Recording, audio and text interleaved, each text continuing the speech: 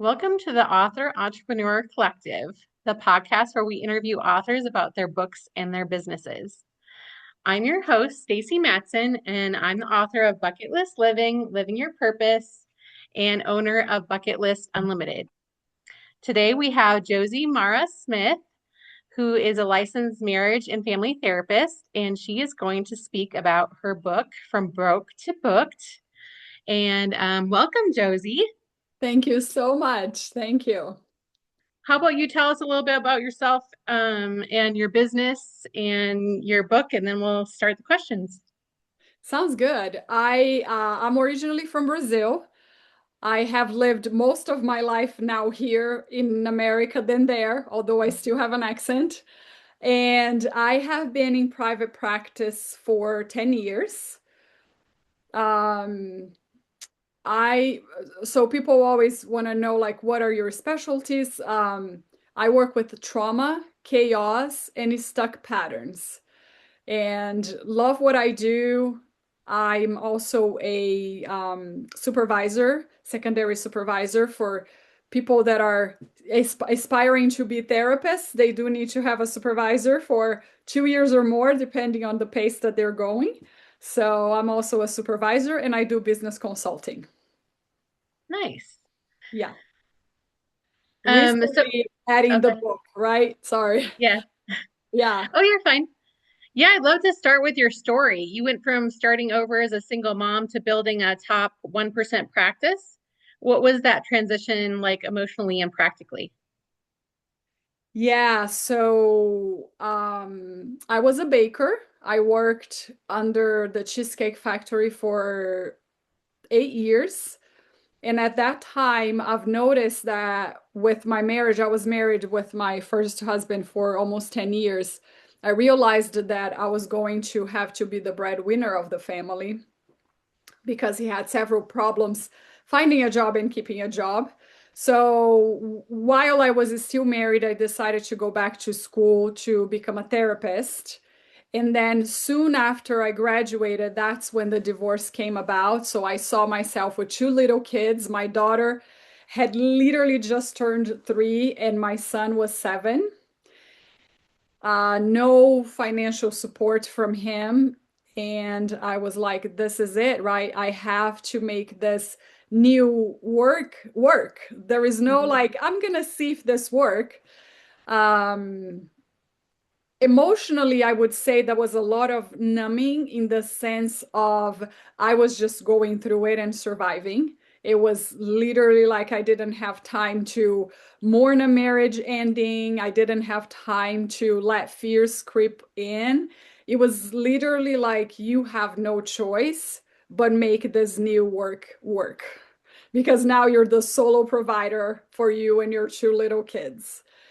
Um, One thing that I did well, I did not know I was doing well at that time because, like I said, it was more like a survival mode that I was in, was to really build a strong support system, right? So I'm from Brazil and I had been married all of those years. So I've never done taxes. I didn't know anything about taxes or building an LLC or a sole proprietor. Like all of those things were very foreign language for me. So I partner up with people that knew. I hired someone to do my taxes, and thankfully I did because the first year she said, your ex-husband has been doing your taxes all wrong all these years. Oh no. So we have some fixing to do. So although I didn't have a lot of time to have all the feels, right? What was it like for you? How did you feel? Like I was literally surviving and there was failing wasn't an option at that time. Pairing up with that, I did build a strong support system, especially in the areas I did not know what I was doing. There was someone that knew. So I did not hesitate in asking for help, in calling all the numbers, in saying, I don't know how to do this. Can you guide me again? Um, and that was all survival. So, how did you find that support? Was it like business networking groups, or how did you find those? In my internship to become a therapist, we already created a very good and tight support system with people that were going through the same, right? So other therapists that were also building their practice. So thankfully, I could ask a lot of those questions for them, right? Hey, did you choose to work for an agency or did you choose to work private practice? How come? Why did you do that? So it was a lot of the people that kind of was already in this new profession that I was going through, but also calling people, calling my family members, calling people from church. It's like, hey, do you know anyone that does X, Y, and Z? Or even calling just government numbers. Because I remember when I first divorced my ex-husband, I lived with my older brother for 2 years. That was a very good safe net for me.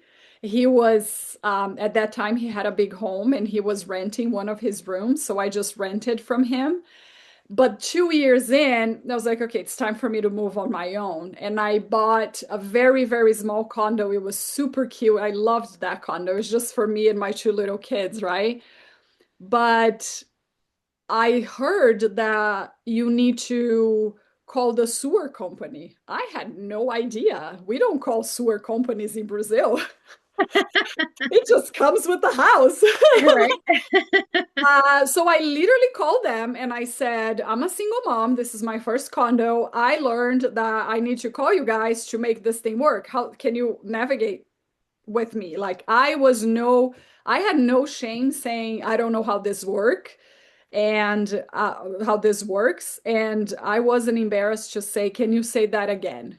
Or can you go slower? I'm not following you, right? So sometimes were people I knew, and I was very blessed to this day to have a fantastic support system as far as my work, my colleagues, other therapists. We just really support each other, but strangers too. That's amazing. Like the sewer company. I was like, I heard I need to make this work. That's amazing. It's important to have a good support system, especially with, if you're having to build your own business and all that stuff. Yes, exactly. In your book, you talk about operating in survival mode at one point in your life. What shifted for you that allowed you to move from survival to success? Um, yes, I believe that when when you see that for me, when I saw that my kids were well, I was able to maintain them in good schools. I was able to build a good business. So the foundations of survival, I think that's when we have the foundations of survival covered first, it's easier to transition from survival to thriving, right? And there are we have the hierarchies of needs first. So we need food and we need shelter and we need security. We need work. Our kids need to go to school. So as I was able to see that all of those bases were covered, when I bought my first, I lived with my brother, and he's fantastic at protection. So I felt safe then. But then when I moved on my own, I made sure I saved enough money to buy a small condo in a very safe neighborhood here in Las Vegas. That's where I live in Las Vegas, Nevada. And I was literally in one of the best neighborhoods that we have here. My condo was also gated community. So once we hit those hierarchy needs of survival, I think it's easier for us to transition from surviving to thriving, right? Right. After that, I would say the survival needs first. Then after that, I did tons of therapy.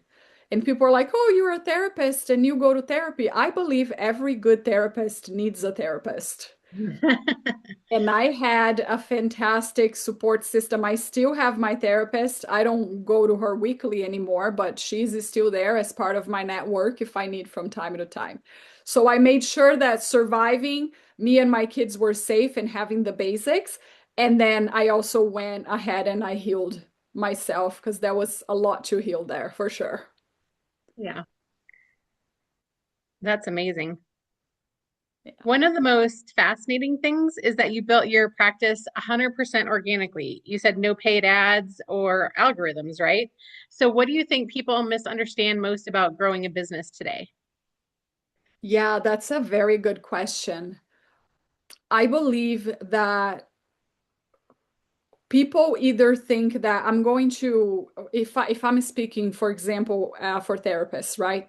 People might think I'm going to open my doors, and because I'm such a great therapist, people are just going to show up, right? Or they open their business and they do a very intense work from the beginning, in the beginning, and then they stop networking and then they stop doing the work, right? I like to call it the two pillars of success. Pillar number one is you have to continue studying and improving yourself. The world is evolving really, really fast. And if you study, I don't care what you are, you could be a baker, you could be a banker, you could be whatever it is. If you only study to get your license and then you stopped, you are going to get outdated really, really fast. So I think one thing that people really the misconception on businesses is that they stop growing, they stop learning. I believe studying needs to be continuous. And it doesn't have to be fancy. You don't have to go get another master's, or you could literally read books from a library if you don't have financial condition to buy a book, right? Or you could find good videos on YouTube. Of course, you have to filter what you watch, but there's some really good content out there. So we have to continue being studying. And the pillar number two is networking. You can be absolutely fantastic at what you do, but if people don't know where to find you, it's going to be hard to have a thriving business. So you have to network appropriately. And those are those two pillars. I do business consultation once a month for therapists and for other professions, just as as they call me and they book a session. And those are the two pillars that I constantly am re-emphasizing with them. The how are you bettering yourself, and the three layers of network, right? We have to network with people that we know and they already know about us and of our work. We have to network with people that we somewhat know. I know their name. We talk sometimes, but we don't have like this deep connection. And we also need to network with people that we don't know, which is what you and I are doing right now, right? This is a form Yes, of networking because this is the first time we meet face to face. So right. we have to keep those three layers of networking at flow constantly because people need to know where to find you. Yeah, that's a good point. And also to your point, I think a networking helps a lot too because people may know people that are looking for you that you don't know personally. So it's like ripples Exactly. in a pond, right? We all like interconnect. Absolutely. It might not be you directly, but it might be someone that you know, Right. right? Yeah. Right. Yeah, I do love that about networking. You emphasize that success is simple but not easy. Can you break that down for us? Yes. Yes. People confuse, I believe, easy and simple. Simple, in my view, is something that is not complicated. It's something that perhaps a elementary kid could understand. It's a simple concept. But just because it's simple, it doesn't mean that you are going to do sitting on your couch watching Netflix, right? So the not being easy means, yes, you will have to get out of your comfort zone. You will have to perhaps do things that you don't feel like doing that day. For example, I talk a lot with introverts that networking for them sometimes is very excruciating. I can give you the simple steps of networking. I can give you a script in what to say to a stranger on Facebook to grab either virtual coffee or in-person coffee, but you are still going to have to go and do the work. So that's how I kind of define the difference between easy and simple. They're two different things that a lot of times we confuse them. Yeah. Well, I'm one of your introverted people. And yeah, I mean, simple. Yeah, I know like I need to network, but to me, it's not easy because I like have anxiety when there's too many people, right? So, yeah, so but I still do it anyway just because I know I have to for my business, right? So, yeah. Yeah, exactly. That's a very good example in between. It's simple. Everybody can understand the ABCs of networking. That doesn't mean it's easy, right? For everybody. And that's not only networking, that could be other things too, right? Because networking might be a piece of cake to someone else reading, listening to our talk. Oh, I don't have problems with that, but they might have problem with something else. So that's differentiating between the easy and the simple. Great example. In chapter one, you ask a powerful question. Where are their clients? What did you discover that others were missing? Yeah, and that let me give you a little bit of background, especially if someone hasn't read the book. I am an early bird. That's just how I show up as the best version of myself. Since I was a teenager, or even before that, I remember myself as an early bird. I go to bed early, I wake up early. So that's my best hours of operation. So I build my practice to see clients at my best. So sometimes I see clients, my normal hours are from 8 a.m. to 1 p.m., but sometimes I do see clients at 7 a.m. And there were times where I did see a client at 6 a.m. I don't make that my routine, but if there is a week that I work a lot with the business people, entrepreneurs, if there is a week that that's the only time we can meet, I will make that exception. So I would go to work and I rent inside of a therapist's office. So there is a building with a lot of little offices, and there are a lot of therapists there. So in my case, I don't work for that company. I just rent a room from them. It's a pretty common thing. So I would go to work and the building was completely empty. Of course, if I go to work at 6 a.m., I'm expecting the building to be empty. But 8 a.m., 9 a.m., 10 a.m., crickets. Sometimes by 12 p.m. or by 1 p.m. when I was leaving, I would see one or two therapists there. And that building, at least the therapist area of that building, could easily host, I would say, about 15 therapists. So I started, that's where the question came. I was like, where are their clients? Right? What is happening? And that is what made me really curious about my own journey to go like, what am I doing? Because I know I'm not doing anything fancy, right? Like you said, I built this fully organically. What am I doing that is working for me and might not be working for other people? Right? So, what I found out is back to a little bit of what we've said before, either people open their doors and expect because they have done the study and because they have a cute office and because they know how to do the work and they enjoy what they do, that people are just going to show up. And others do all that work beforehand, and when they first open their doors and then they stop doing, they get that first wave of clientele and then that's it. And every single person, whether if it is a therapist or other professions that I have seen that have successful businesses, they don't stop. That doesn't mean that they don't have boundaries. That does not mean that they work 24/7 and they're exhausted, burned out, because I don't believe that that's success either.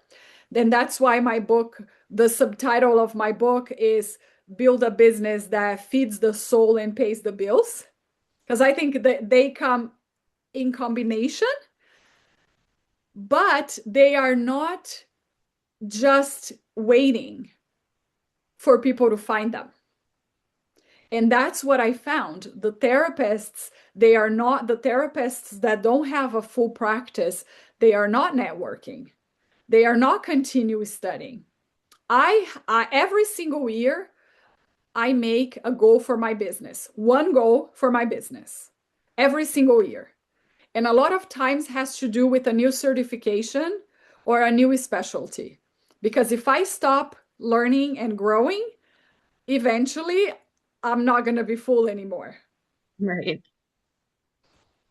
Yeah, I agree that continuous learning is important. And also, especially nowadays too, like marketing and learning about AI and how it can help you in your business, without getting too like in the weeds and fake, that kind of thing. Sure. Yeah, for sure. You talk about two types of successful practitioners, naturals and hustlers. Which one are you, and how can someone identify where they fall? Yes. So the naturals are the ones that they have clients following them. They can open a business over here and they're full, and then they can open a business over here and they're full. Like people just follow them, like bees follow honey.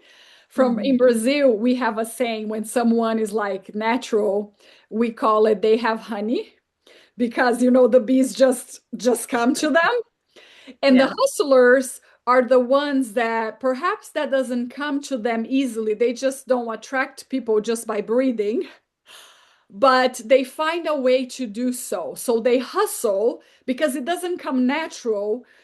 They hustle for that, right? Rather, if we're talking about having a full load of clients or whatever the natural is. We can also compare that to intelligence, right? I would say that my younger brother, he is a natural as far as intelligence. He's just very easily to learn new subjects and new things. He's naturally extremely intelligent.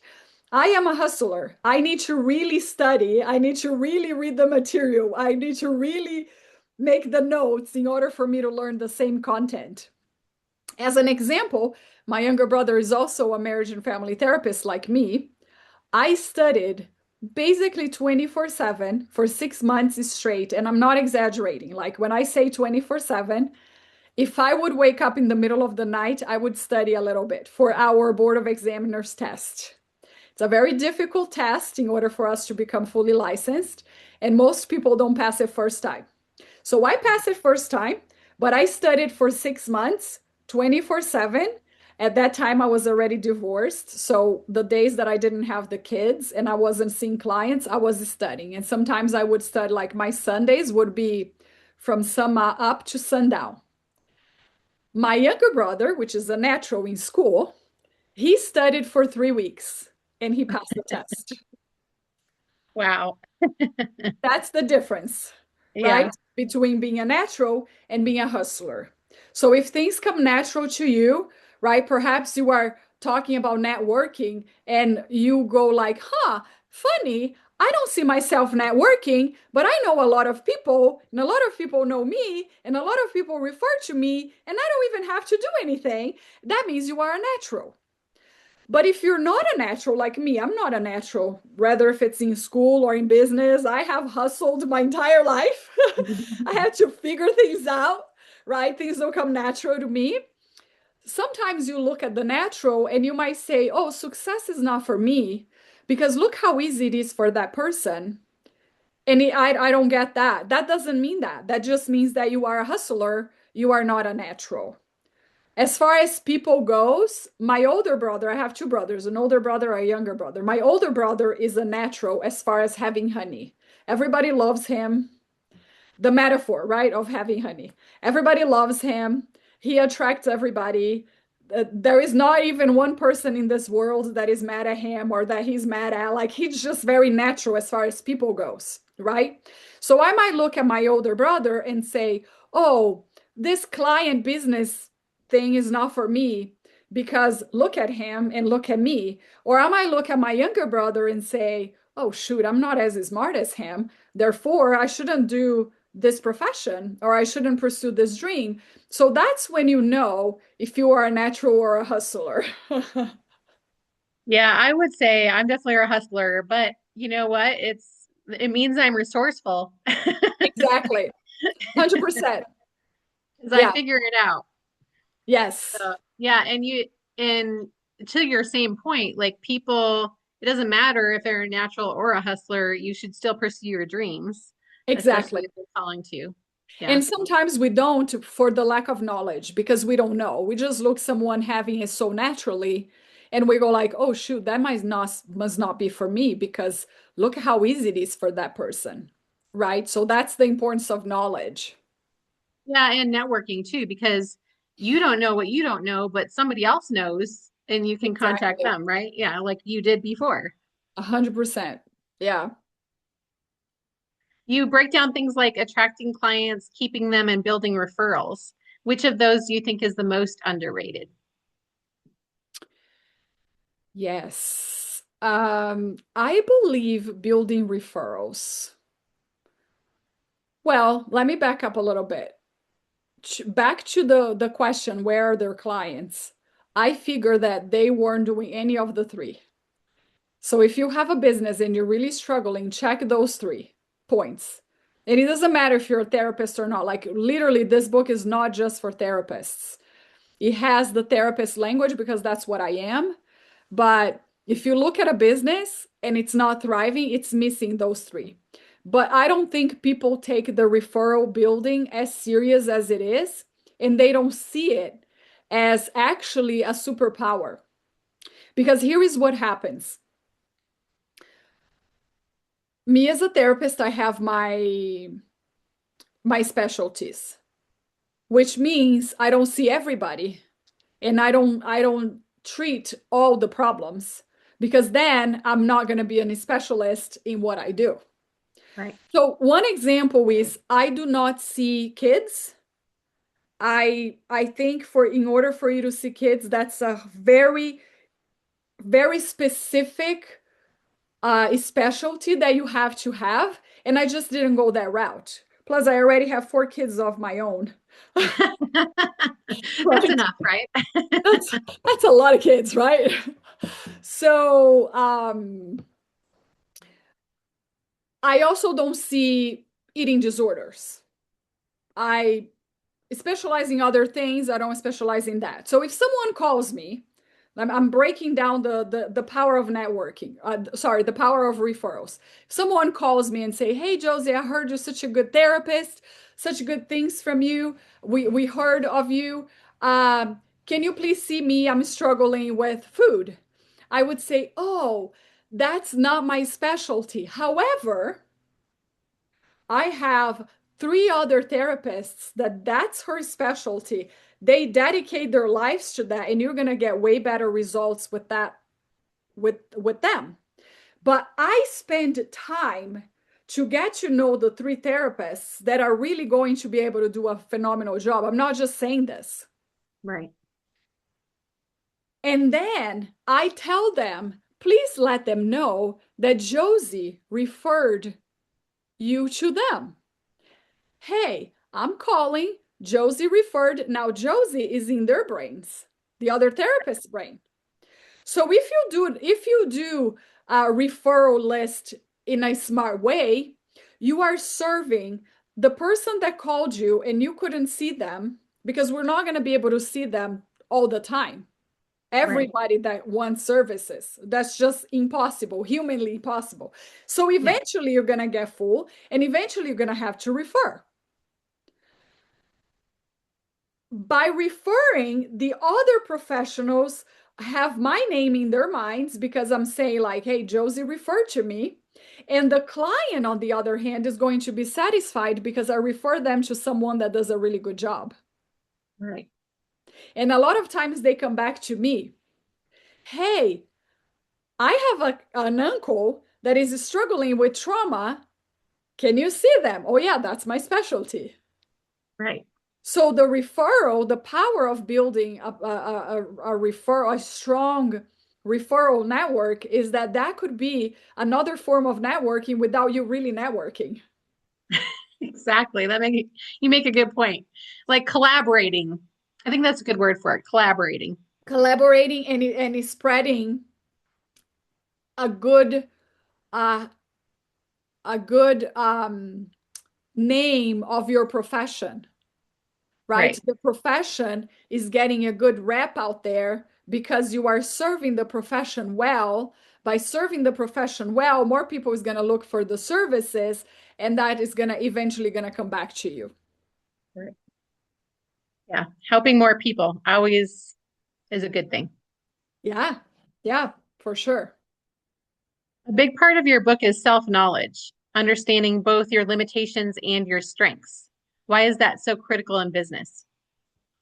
Yes, no, that's a very good question. And you are absolutely right. Like self-knowledge is a superpower. I'm really big on self-defense. I've known self-defense for a long time. I'm from time to time I do some kind of self-defense refresh. I'm really small. I'm like 5'3". So you kind of have to, know how to protect yourself. And if I can borrow from that principle, right? In self-defense, you have to know what you are good at and what you are weak, your weak points. And you also need to know the strengths and the weak points of your opponent, even if you don't know them, right? So if I am to protect my kids from someone, I'm gonna look and I'm gonna say, I strong arms, weak legs, go for the legs, right? At the same time, I know I have a very powerful kick. I have very strong legs. I used to do ballet growing up, so legs is something that you definitely um, develop. Right.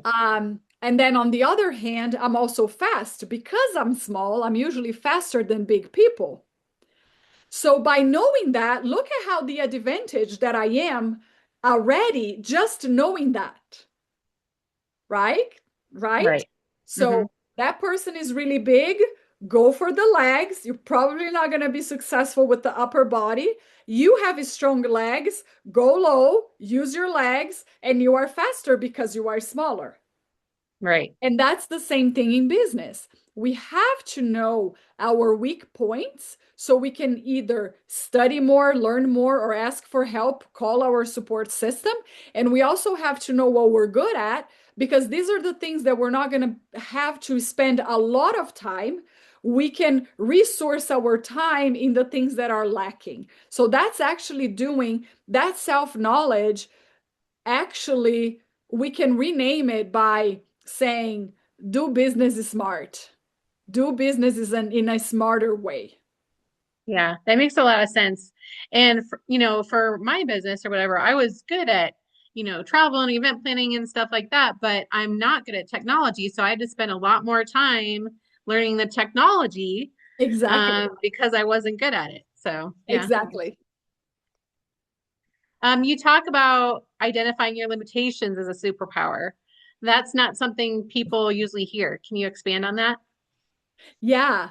Yeah. And it goes back, right? If I only know what I'm good at, that's actually a disservice. It might be good for my ego, right? Right. Especially if I have low self-esteem or something. But it is a disservice for my business because I don't need to know or I don't need to emphasize what I already know. What I need to have a strategy are for the things that I don't know. So, for example, in your case, you were like, I am an expert on traveling. I can go online and book my flights, and I know what to throw in my luggage. I don't have problems with that at all. I do need to resource my time so I can figure it out, this internet thing, this electronic thing, or I need to hire someone for it. And then you need to budget for it. So you see how important it is knowing what you're good at and what you're not good at. In my case, especially when I decided to go private practice instead of working for someone else, is like I am good with therapy. I am a solid therapist. Since I was a student, I've got lots of compliments. People would say things like, "Oh my gosh, I have gone to therapy for 3 years, and I have gotten with you in 3 months more than I've gone in 3 years." So I have always had very good feedback as far as the therapy itself. Terrible with administration. had no idea what to do. Filling up paperwork is a source of anxiety for me to this day. Thank God my second husband is a lawyer because I could just give all the paperwork to him because That's he awesome. knows, like, I visibly get upset with those things. So, because I know that, because I don't run from my weaknesses, I'm able to show up better for my business and better for my personal life too. Right. Right? We have to know the things that we know, and we have to be humble enough to look at the things that we don't know and then resource it or learn more. Exactly. Yeah, I like that. You also dive into negative beliefs like I'm not good enough or I can't succeed. How do these beliefs show up for entrepreneurs and how can they start rewriting them? Yes, we create, so our history, what we have lived so far, creates our belief systems. Belief systems are beliefs that we have about ourselves, others, and the world. So ourselves will show up like this. Um, I'm not good enough. Who do I think I am to build a six-figure business, right? I am unimportant. I am unlovable or unlikable. Who is gonna come and see me as a therapist, right? If I am like this. And then believe about others. No, wait a minute. People are just out there to get me or to get others. There is no genuine connections in this world. I'm gonna do this network thing. Like, people are not interested in genuine connections, right? Because I formed those beliefs about others. And finally, the world. Is the world generally a safe place, or is the world generally an unsafe place? So that's the belief system portion.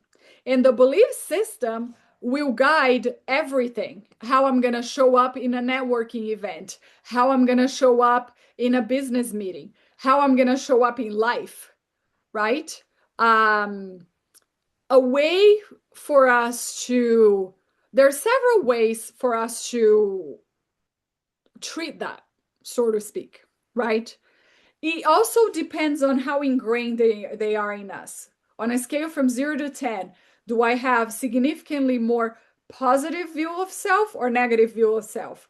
Positive view of the world or negative view of the world? So, depending on where you fall on the scale, some people can really correct that with self knowledge and perhaps journaling or keeping like a diary, keeping like track of all of those and being intentional in changing. But at times it's so ingrained in us that we really need an assistance from a therapist or a coach or a pastor or someone else that will guide us through that. In the cases where it's really, really bad, a lot of times because of deep trauma or deep stuck patterns, then I suggest there is some tools in therapy that are neuroscience already proving that will change those cognitions for us if it's extremely ingrained. One of them is called EMDR. I'm certified in it. It stands for eye movement desensitization reprocessing. EMDR is the boss of changing negative cognitions. That is their specialty. That's what it does. And there are other modalities too. But if it is extremely ingrained in a person and the stuck pattern, the person has tried the breathing, the walking, the exercise, the talking to a pastor, the praying, the meditating, the breathing, the nature, everything, right? And it hasn't worked, you might need professional help for it. And I think it's everything in our system as a person. Sometimes we can heal a code on our own, but sometimes we do need to go to a doctor and go to a specialist to heal it, right? So I would say that's the same pattern with the negative cognitions. Yeah, and to segue into our next round of questioning about money, there's a lot of limiting beliefs around money, and you introduce concepts around ethical pricing and aligning your worth with your business. Why do so many therapists and entrepreneurs, for that matter, struggle with charging what they're worth? That's a very good question. Okay. I believe that a lot of people struggle charging what they're worth. That is definitely 100% true in the therapy field, but I also believe that that's true in other professions too. In the therapy field, there is this misconception that we became therapists to help others. We're very compassionate people. We care, we want to serve our communities, we want to serve others, and all of those things are true. But I believe that two things can be true at the same time. Yes, I chose the helping field. I chose the helping community. I can still charge what I'm worth and use the rest of my time or the rest of my money to give back to the community. For example, um, I am on the expensive side as far as what therapists charge, and I do not work with insurances. I have never worked with insurances. Because I charge prime price, I don't need to work 40 hours like some professions do. On a flip side, anywhere between once to sometimes even 4 times a month, I go and I teach a class called a class that I created called Mental and Relational Health in jails and in prisons here in town.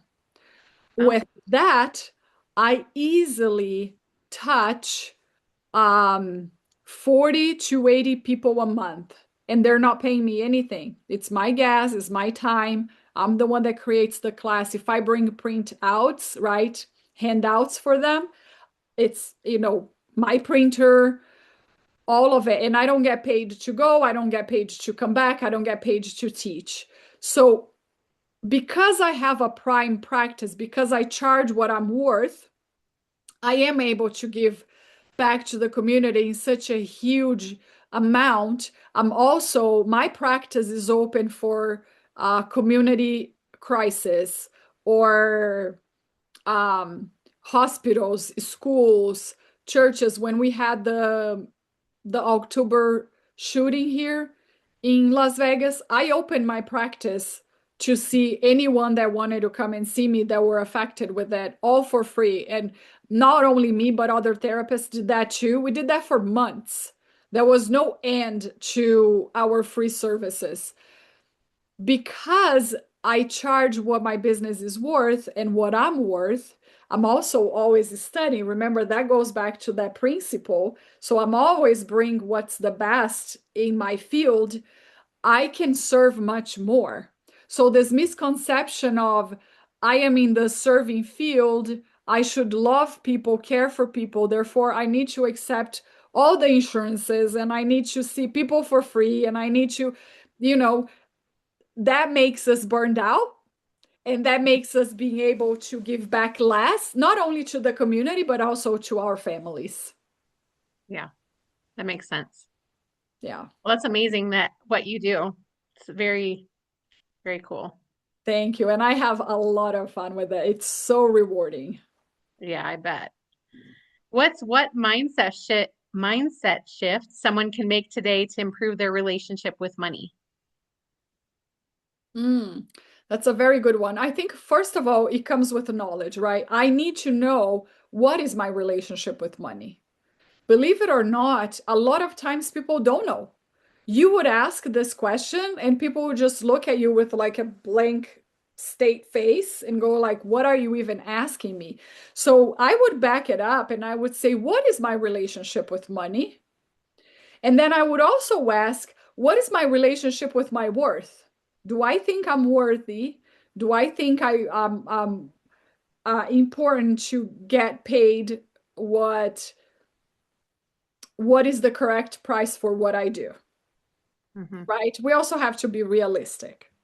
Okay, depending on what I do, if I, not to diminish any profession at any point, I was a baker for many, many years, and as a baker, you do everything else too. So I went to the pizza station, I flip burgers, all of that. But if I'm flipping burgers at McDonald's and I say I should charge like a doctor, you have to be realistic, right? You can charge as a doctor, but not flipping burgers at McDonald's. Yeah, exactly. right? So you have to check those premises first. You have to check, what is my relationship with money? What is my worth? What do I do? You have to put all of those things into concept. And then you go back to the point that we just talked about on negative beliefs. The negative cognitions that you have around money were also formed in your history. And you need to see if you can correct those on your own or if you need assistance to correct those. Yes. Yeah, I know a lot of people, especially entrepreneurs, do because a lot of them, like me, grew up poor, and they thought money was scarce. So I've had to do that myself, is to kind of flip the script on limiting beliefs about money. Exactly. There is another very powerful theory that we have in therapy. I'm trained in it. It's called internal family systems. They created the parts work. That's when it's my chapter 7 is all about that theory. And part of me say, ooh, I want to make good money so I can support my family well, but also so I can give back to the ones in need. I want to be able to have a couple of bucks extra in my bank account. If someone asks, I can give it, right? Because in my first marriage, when we ended the month not on the red, when we ended the month with any money in our bank accounts, could be like $1, it was a good month because we Wow. were always on the negative, constantly on the negative, right? So um, we we we have to understand like where we are, what are the parts of us that are following us, and where we want to be. So I might say part of me wants to have that extra money in order for me to help others. I don't want to be struggling all the time. But part of me grew up with this scarcity mentality that says, oh no, that's for others. That's not for you. That's just wishful thinking. So, internal family systems work with those parts of us and help us balance those parts so we can show up as the best version of ourselves. Nice. Yeah. So you created something called the pizza tool, which I love just from the name.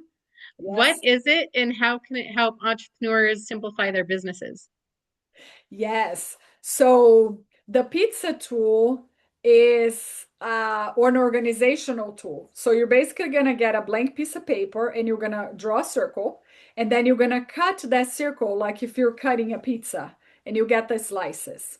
So you can use the pizza tool for personal or professional, or even like if you want to organize your closet. It literally works for anything. Supposedly, um, we're talking about business, right? Supposedly, I need to organize my business. So each slice of the pizza is going to be something that I'm struggling or something that I need to decide on my business. So I'm going to name the slices according to the struggles that I'm having or the things that I need to organize as far as my business go. So one slice I may call networking. I need to network, but I'm an introvert. Because, like you, I'm also in real life an introvert. I prefer my alone, quiet time. Another slice of my pizza could be finances. I'm not really sure if I'm spending more than what's coming in or if I'm balanced. I need to organize that. Slice 3 could be, oh, in 1 month I need to leave my building because my building is going to close and I need to find another place. So forth. So you're going to go throughout the slice, and you can have as many or as little slices as you want. Really is your pizza. You cut it however you want to. So you're going to name all the problems, right? If it's professional, if it's personal, you will do that for personal.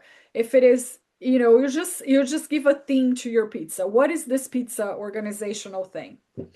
Then you are going to go one by one. You're going to take one slice at a time. And when you take that one slice out, you're not going to pay attention to any other slices. And then you're going to look at one slice at a time and you're going to bullet point the problems. For example, supposedly I take out the slice that says, my building is going to close. I need to be out of here in a month. Then I'm going to do the bullet points, right? What are the problems with that? What are the things that are stressing me on that slice? And now I'm not looking at any other slices or any other pizzas, right? I'm not going to the personal pizza. I'm not going to the closet pizza. And then I might say, I am afraid for timing. I don't know if 1 month is going to be enough for me to figure it out where to go. Another bullet point is going to be, I wonder if I'm going to pay more for a new place. Another slice could be, and then you just name. In that slice, what is everything? You let it flow, all the concerns that you have on that slice in simple bullet points. Then you go back and you name the solutions.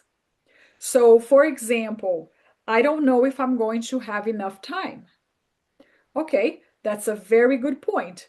What I can do is I can go to the contract and I can see if legally they can kick me out of here within a month, or if they need to give me 3 months, or what does our contract say? Mhm. Right? If my contract say 1 month, I'm gonna have to figure this out. So if my contract say 1 month, I can try to be nice to them and say like, hey, I'm really looking, I'm not able to find it. Is there any way that we can extend just a little bit more? So I know my options. First of all, what does my contract say? Second of all, if my contract says 1 month, can I try to negotiate this or not? I first need to know those two questions for me to move on to future things. So while I don't know those two things, while I haven't looked at the contract, while I haven't talked to that person, I'm going to allow my brain not to worry about that piece because I am in the process of discovery. Mhm. Then you go to the second one, then you go to the third one. When you are done with all the bullet points for that slice, you put that slice back metaphorically, you forget about it, and you pick a different slice. And you're going to do the same thing for all of them. What happens at the end of when you're done with all the slices, what happens is that when you are going through the possible solutions, here and there, you are going to hit one or two that you don't know what the solution is. It's like, oh, I'm stuck on this one. I have no idea what to do with this one. In that one, you're going to put a question mark in front of it. And then you're going to move to the next one. When you are done with your pizza, a lot of times what we see, and I have been applying this pizza tool for almost 10 years now, it happens every time. When you are done with your pizza, a lot of times you're going to have two or three question marks. So what you've know, the first principle that you've noticed is that you have more answers inside of you than questions. You have more things for you to do versus stuck points. That's the first thing that my clients discover. My clients are my consultees. Then what the question mark says is you need to bring this to another set of eyes. So it might be in a consultation, in a business consultation call. It might be your therapist if you have one. It might be someone that is in the business and has done this for longer than you. It might be a family member that is very wise or a friend that is very wise. Because sometimes what we're dealing with are those blind spots in the car. You're not going to be able to see until you get a different vision. Mhm. Right? You do the little head turn, right? Yeah. Or the second thing you're going to find out is that that's not something for you to solve. You need a professional. For example, supposedly I looked at the contract and the contract says you have to give 3 months if you're going to leave the building, and the building needs to give you 3 months if they need you to leave the building. And then you present that to your person, to your boss or to your renter, and the renter says, oh no, that's not true, blah blah blah, and try to kind of, that means you might need a lawyer. You Right. might need a professional that knows the ins and outs that help you in a point that you don't know. Supposedly, you're doing the pizza exercise for your mental health. You could also do that. And supposedly, you recognize in one of the slices that your negative cognitions are so deep, you have done all the things, but you're not able to solve yourself. That's when a therapist, hiring a professional shows up with you. So those are the two things that I find with the question marks. You either need another view or you need a professional to help you. And usually those are enough to solve all the pizza because most of the answers you already going to have inside of you. You are just not organized enough for you to see that that's the case. Right. I love the pizza tool. I'm going to use that. Yes, please do. And if you got the book, I believe the second page, let me see what page is it. Um, yes, the second page has something that is called Get Your Free Gift. It has a QR code. If you scan that QR code, it takes you to your YouTube video where I do the entire pizza with you. Oh, that's awesome. Definitely checking that out. Yes. Um, what does a soul-aligned business actually look like in real life? I know you probably have yours as a soul-aligned business. So we Yeah. kind of we kind of touched on that before, but Yeah. So again, goes back to self-knowledge. That's super important because if I don't know where I'm going, I'm never going to get there. right. If I don't know what kind of business I want and what aligns with my soul, I'm never going to get there. So it starts with self-knowledge. And it starts with you knowing what are your set of values? What are your personal values? What are the things that are important to you? And then you transfer that to your business.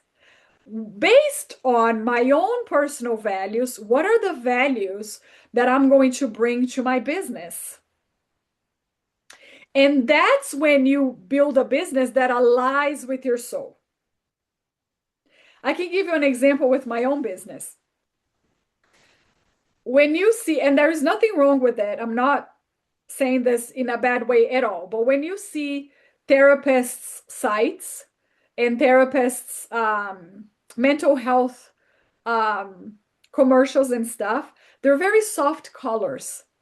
They're like pinks and blues and baby yellows, baby colors, baby yellows. They're very soft. They always use like flowers or leaves or nature stuff, a little breeze. There is nothing wrong with that. That's not my type of business.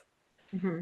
I chose very strong colors. You go to my website, it's like black, gray, blue peacock, because I that blue peacock is my favorite color.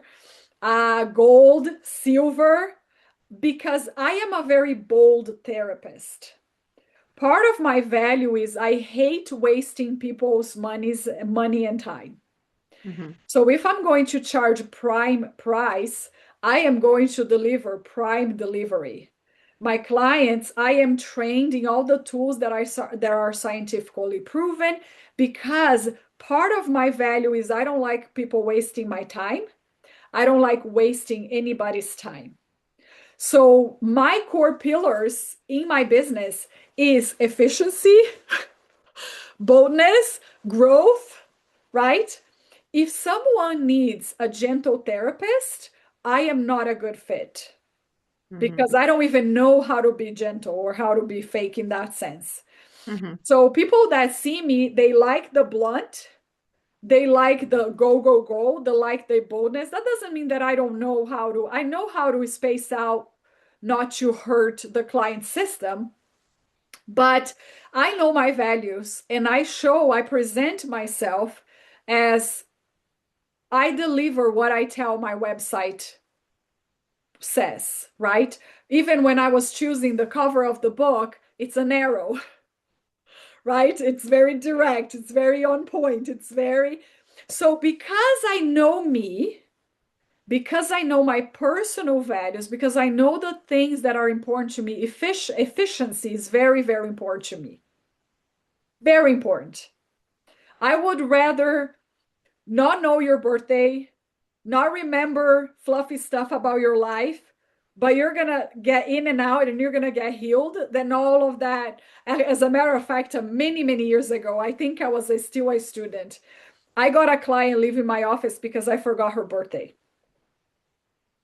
And I said, the following session, I said, that's not the practice I have. Plus, I don't even remember my own birthday. I am terrible with birthdays. I have a friend, and now we have been friends for 25 years. I probably remembered her birthday 3 of those 25 years. Like, if that's something that is important to you, it's not going to be me. Right. Plus, I am worried about your healing. I'm not worried about your birthday. Right. That might I be think very That might be very cruel. And I have, going back to the referral list, I have therapists in my referral list that will not only remember your birthday, but they will bring you a little chocolate, a little card. I have those gentle therapists in my referral list. They are fantastic therapists because I took the time to get to know them and what they do. hmm So that's what I mean. Sorry, it was a very long way of answering your question, but that's what I mean aligned soul business. Rather if you are gentle or blunt, rather if you are delicate or not, rather if you are funny or serious, it doesn't matter. You're going to have the right set of clients for your business. What is important is for you to know who you are, what are the morals and the values that are important to you, and then you mirror that to your business, because then you're going to work happy. Very few days I wake up, as a matter of fact, Mondays are one of my favorite days of the week. Very rarely you're going to go to work with this dread because you have a soul aligned business. Right. I love that. And I touch on that a little in my book too about like if you find something you love to do, it'll be like you never work a day in your life, right? Exactly. Exactly. Yeah. Why was writing this book important for you at this stage of your journey? Yes. First, I would say I have been in private practice for 10 years.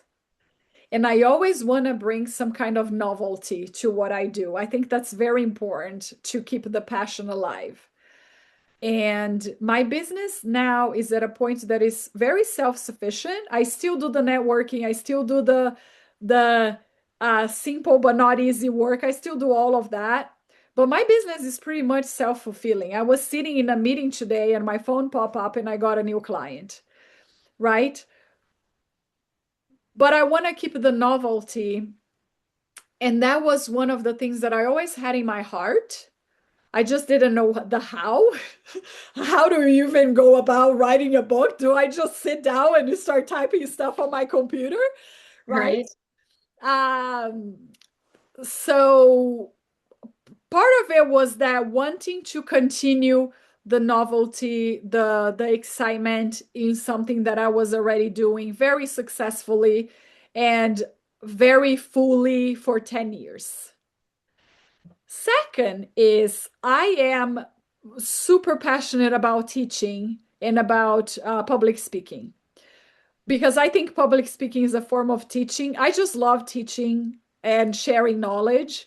That's why I do the work that I do in the jail. That's why I do uh, all the free speeches that I give in the community. I just love that.